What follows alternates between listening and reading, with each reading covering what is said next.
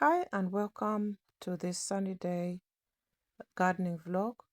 Join me as I transplant some of my plants. One of my pepper plants, which was at the very back of the garden where the soil is quite hard. And I believe because there are roots of another big plant, that pepper did not do so well. So I decided to transplant it, especially with the upcoming heat wave and with the recent rain. I thought I'll take advantage and give it another chance to grow. Whilst I'm doing this, I would like to talk to about special needs parenting today. As part of my channel, on this channel, we do talk about parenting and specifically relating to special needs parenting. Now, I recently had in the last few weeks some setbacks with my children's support. If you're new to the United Kingdom, or for those of you who are here, you know that you're entitled to a carer's assessment, which from the Disabled Children's Social Services team, who are social services that support parents raising young people with special needs or children. Now, they assess you to see where they can help you um, with your care of your young people or your children. I've had that support for some years now. And with some recent reshuffling, I believe, in Kent County Council, I suddenly got letter from my social worker saying that my young person's care or care package, which is overnight respite and respite, meaning they get taken out and taken off me so that the family can have a break, that for hours or overnight was going to be removed. Needless to say, it was quite devastating. It was sad because this is a support that we have come to rely on. And without it, it would be very challenging to continue to provide the kind of support that the boys need.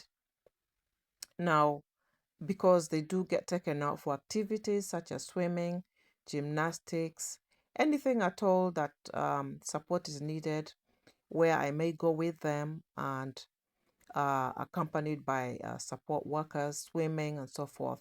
My children have a lot of activities that are special needs orientated to build them up, to build up their abilities, to find their abilities, and to develop and grow them in areas. Some of these activities, like gymnastics, they gain so much more out of it than just physical. In the physical sense, they're socializing, they are turn taking, they've learned patience, they physically developed their physical actual bodies, their attitudes have developed, and they've learned a lot of skills such as sequencing and so forth, because they've got to focus their minds. And there's so much more they've developed over the years. Now, something like that, I could continue, of course, getting them to that activity every single week. But there are certain things, and they are so focused and involved, that I would have to stretch myself out so much more just to be able to accommodate that support. So that was taken away. And for my oldest son, who's 20, I went through quite a lot with him before they reinstated it. Um, he is entitled anyway, and I knew that that was going to come back, but they had to fit certain devices in my home to monitor his movements. Up to today, I don't really know what that's about. I spoke to somebody who works in a council in Kent, and they said they've never heard of that, and I had to make an official complaint. That comes to show the kind of the extent to which sometimes we have to go in order to gain some kind of ground and gain understanding. It shouldn't have to be the case.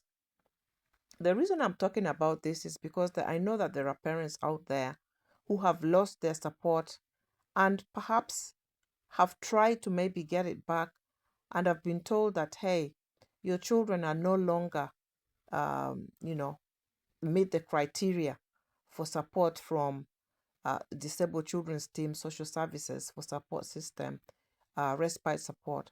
That was the case with my younger son.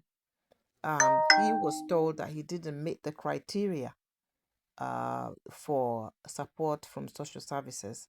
And initially, my social worker, my social assistant challenged it, and they said, okay, it's fine, we will keep him. It's not a problem. But within 2 weeks, she came back knocking at my door and saying that, Jacqueline, we are sorry. The panel decided that you're no longer qualified for a support system. So there was I with two young people who obviously have really done exceptionally well over the few years. I've seen them grow, I've seen them flourish. There's reports from teachers, there's report from Respite, um, providers, that that my young people, my young children with special needs, my youth, should I say, they are children, but they are not very, they're 16 and 20, so they are 16-year-old is still a child, really. But because of this, it is quite a necessity, and it's a 24/7 kind of support. So you can imagine the kind of challenges a parent or parents would face without that kind of support. Which brings me to cut that story short and just tell parents to actually, one of the main important things is to really know your rights, because it is in knowing your rights that you will then be able to adequately and fully advocate for your children or your young people. If you're a special needs parent in the United Kingdom, perhaps you're new here, or perhaps you've been here years, your children are born and grown up here, the one thing that you need to know is that the if you do not know your rights, social services, social workers can actually corner you around, throw you around, and give you all manners of excuses. But if you know your rights, for instance, when my son's support was stopped, the younger one, and they said he didn't have or he didn't meet the criteria, I asked them for the criteria. Um, as an early years worker, a teacher in early years, I actually understand fully some of these criterias, and at least I have a good understanding. Uh, so I kind of linked it, and I asked them for the criteria to send him to me. And after reading it fully, I looked at it and I was able to take out an aspect of it and actually challenge them about their refusal for support. I was able to pull from there and draw from my child's own, um, some of the his actual condition and some of the challenges that I may have faced with him because of his special needs condition, and use that to actually advocate back his support. Now, it didn't come easy. It really didn't. I was on the phone for a while to a senior manager. I made official complaints for both of them to Kent County Council. And through those complaints, I backed up what I was saying about the criteria, that how he met the criteria. Secondly, how it was going to impact him and impact the family overall. Both of them, that is, how it was going to impact the young person, how far they've come because of the support, and how it would actually affect me as well as a mother, me as well as a carer in other areas of my life. It would make it a lot harder for me to actually return to work, for me to go to work as I have been, um, you know, uh, building up, going back to work after some a break of looking after them, because as carers with special needs young people, sometimes out of a choice that isn't yours, you have to put everything aside and be a full-time carer. So it does impact upon the life quite significantly. But that is the challenge that I've faced recently. I thank God that I was able to overcome that challenge, and that my children's care is now reinstated, and I can begin to work to get things back on track, begin to work to to put things back again as they already were. Everybody will be flourishing. My children will be flourishing, and they've done really well. So that is what I really wanted to talk to special needs parents about today. But don't give up about the advocating. Just know your rights. Read your rights inside out, and use what they have written to actually advocate. Go back to them about what is written. I read a part of the criteria to the social worker as she sat in my house. I literally read it from word to word, and I explained to her why I believed that my son met the criteria, despite the fact that they were disputing it and saying he didn't. It's all about a cost cutting exercise. That's the other thing that, very often we need to know is a cost cutting exercise. And I appreciate that they are doing a job. There are things they need to do.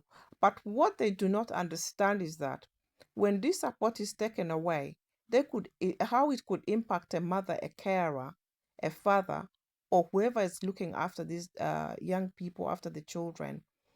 Um, that if it impacts so much on the mother or the parent that is looking after this child or the young person, it could fall back on them. Because what will then happen then, that if a parent cannot possibly physically, emotionally, or otherwise cope in looking after the young people, what will happen then? Wouldn't they have to take back on the child or the young person and find some other, care or support system for them? If there's no other family member in that family to actually step in and help, wouldn't it be more likely that it will fall into their hands? So uh, the onus is on them, and really the ball should be in their court too, to assist parents look after the young people, because it is something that they decided to do. As a government, they decided that we are going to support carers. We are going to support those who are looking after people with special needs, because we want them to live a fuller life, because we want them to have more time so that they can, return to work, they can return to study and put themselves back in the society and contribute. Surely that is what the overall thing is. And that is what the overall thing is also for these young people, because everything we do is to make them more independent, is to find their gifts, is to nurture their gifts and to find their skill so that they can give back for the ones that they are more able, and the ones that are able to go on can give back to society. And that is what the whole thing is all about. Without that support, it can really be quite challenging. There's a parent whose support was taken away, I was being told, by a respite provider. And that young person was in the house for 6 full months, asking when he was going out, when he was going to his overnight support, when he starts to pack his bag, but the mother cannot tell him anything other than, "I'm so sorry, you're not going." And there sat the mother, really, really quite, distraught that this young person could no longer even go for the activities that they used to. So that is what I wanted to talk about. I wanted to encourage parents. I wanted to just share my thoughts, to share my experience, and say that there is hope, and don't give up in advocating for your young people and your children. Now, here in the background, on a lighter note, I've been pruning my plants, my tomato plants, especially the ones that have grown so many leaves and will probably cripple the fruiting of the plant itself. Uh, so when the leaves and the stems that should extended stems that aren't fruiting at the lower part are cut off, it allows the nutrients to travel up to the actual plant. This is the same thing with the cucumber plant that I have here. This is what my biggest cucumber plant this year. Don't mind that bicycle over there. Um, and it's doing really well. I've allowed it to crawl over onto another plant, and it's clinging on fine. So with this as well, I was trimming the leaves as well, just to allow uh, it to actually grow a lot more. It goes up further apparently, and also to give some, ability for the, nutrients to travel up to the rest of the plant. The other things to do during this season are to just increase the water, but not to overwater some of the plants, just to ensure that the soil remains damp. This is part of, you know, especially cucumbers and tomatoes. The soil needs to be damp. And also, earlier on, or later on, should I say, I think it was, I did this later in this video. I loosened some of the soils in some of my potted plants, just so that it could just the soil was, so that the soil is not so, or feeling so hard, so that it could circulate, air could circulate quite well onto the root of the plants. So this is part of my preparation for the summer garden. Holidays are up on us now, and I'd like the garden to just be ready for the holidays, so that it can feel more relaxed, and we can make the most of the summer season. If you've been watching me up to now and gaining value, please do like this video. Please subscribe and turn on the notification bell. Support this channel.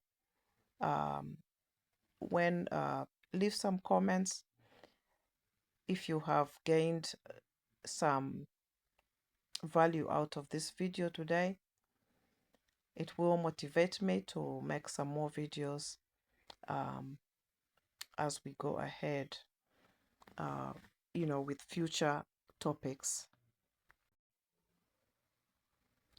So here, I was just moving some plants along, and also trimming one of my, I picked up the pepper plant, I believe, and that in itself needed some